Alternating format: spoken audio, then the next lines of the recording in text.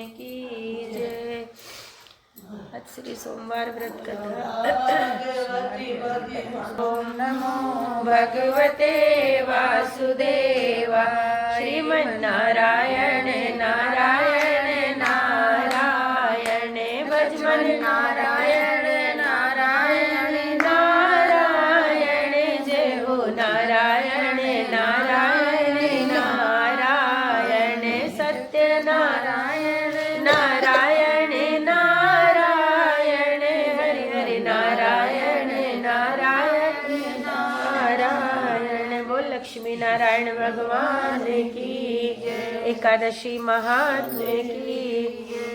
श्री युधिष्ठिर जी कहते हैं कि भगवान आप सबको सुख देने वाले और जगत के पति हैं, इसीलिए हम आपको नमस्कार करते हैं।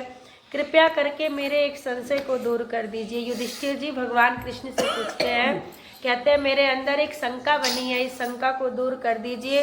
तो कौन सी शंका? कहते हैं कि मार्गशीर्ष माह में शुक्ल पक्ष की जो एकादशी आती है, उस एकादशी का क्या नाम है? उस दिन कौन से देवता की पूजा है, क्या विधि है? भगवान मेरे इस प्रश्न का उत्तर दीजिए और मेरे संदेह को दूर कीजिए। और कहते हैं मेरे इस संदेह को दूर कीजिए। भगवान श्री कृष्ण कहते हैं, राजन आपने अत्यंत उत्तम प्रश्न किया है, ध्यान पूर्वक सुनिए। मार्गशीर्ष माह के शुक्ल पक्ष की एकादशी का नाम मोक्षदा एकादशी है और इस दिन श्री दामोदर भगवान की पूजा धूप दीप नैवेद्य से करनी चाहिए। अब मैं एक पुराणों में लिखी कथा को सुनाता हूँ। एकादशी के व्रत के प्रभाव से नरक में गए हुए माता पिता पुत्र आदि अपने पितरों का स्वर्ग प्राप्त होता है। आज की जो एकादशी है, अगर कर्मवश किसी के पितर नरक में गए हैं तो उनको मुक्ति प्राप्त होती है और जिनके स्वर्ग में है उनको और अधिक सुख मिलता है इस व्रत को करने से। और उसके बाद कहते हैं, ध्यान पूर्वक सुनिए। प्राचीन गोकुल नगर में बैसामख नाम का एक राजा राज्य करता था। उसके राज्य में चारों वेदों के ज्ञाता ब्राह्मण रहते थे और रात्रि के एक दिन स्वप्न में राजा ने अपने पिता को नरक में पड़े हुए देखा। और उसके बाद जब स्वप्न में उसने ऐसा देखा तो उसे बड़ा आश्चर्य हुआ। प्रातः काल होते ही ब्राह्मणों के सामने अपनी ये स्वप्न दशा सुनाने लगा और बोला कि ब्राह्मणों, रात्रि में मैंने अपने माता और पिता को नरक में देखा है, तो कृपया करके मुझे कोई उपाय बताइए। और मेरे पिता मुझसे कह रहे हैं कि पुत्र मैं नरक में भोग रहा हूँ, मेरी यहाँ से इस दुख के कारण मेरा जो ये शरीर है ये तप रहा है और आप लोग मुझे किसी प्रकार का तप दान कुछ ऐसा करो कि जिससे हमें मुक्ति मिल जाए। पिताजी ने अपने पुत्र को बोला। और अब राजा पूछ रहे हैं कि अब आप बताइए कि मैं अपने पिता की मुक्ति कैसे करवाऊं। उस उत्तम पुत्र का जीना व्यर्थ है जो अपने माता और पिता का उद्धार ना कर सके।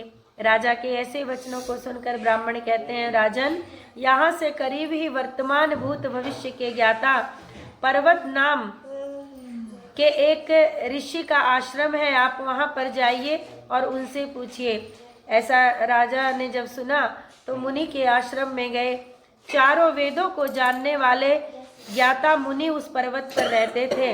राजा ने जाकर साष्टांग प्रणाम किया और उस मुनि से कुशल समाचार पूछा और राजा बोले कि देवऋषि, आपकी कृपा से मेरे राज्य में सब कुशल है, परंतु मेरा मन कुशल नहीं है, मेरा मन अशांत है। क्यों अशांत है? क्योंकि मेरे पितृ जो हैं वो नरक में हैं। कृपया कुछ ऐसा उपाय बताइए। और इतने में पर्वत मुनि जो थे उन्होंने एक मुहूर्त के लिए अपने नेत्रों को बंद कर लिया और उसके बाद भूत भविष्य को जानने वाले और फिर कहते हैं, राजन मैंने योग बल से तेरे पिता के कुकर्मों को जान लिया है कि किन कर्मों के कारण तेरे पिता को ये नरक प्राप्त हुआ है। उन्होंने पूर्व जन्म में, अच्छा कर्म भी सुन लीजिए उनके पिता का। पिता ने पूर्व जन्म में काम के वश होकर के सौत के कहने पर एक स्त्री को ऋतुदान मांगने पर भी नहीं दिया और इसी पाप कर्म के कारण पिता को नरक में जाना पड़ा। तब राजा बोले कि भगवान मेरे पिताजी के उद्धार हेतु कोई उपाय बतलाइए। पर्वत मुनि ने कहा, राजन मार्गशीर्ष माह के शुक्ल पक्ष की जो एकादशी आती है उस एकादशी को आप उपवास करें और उसका जितना पुण्य है अपने पिता के नाम से संकल्प कर दीजिए। और ऐसा करने से आपके पिता नरक से मुक्ति पाके स्वर्ग में चले जाएंगे। कहते हैं कि मुनि के वचनों को सुनकर राजा अपने महल में आए और कुटुंब सहित मोक्षदा एकादशी का उपवास किया। इस उपवास के पुण्य को राजा ने अपने पिता को संकल्प करके छोड़ दिया।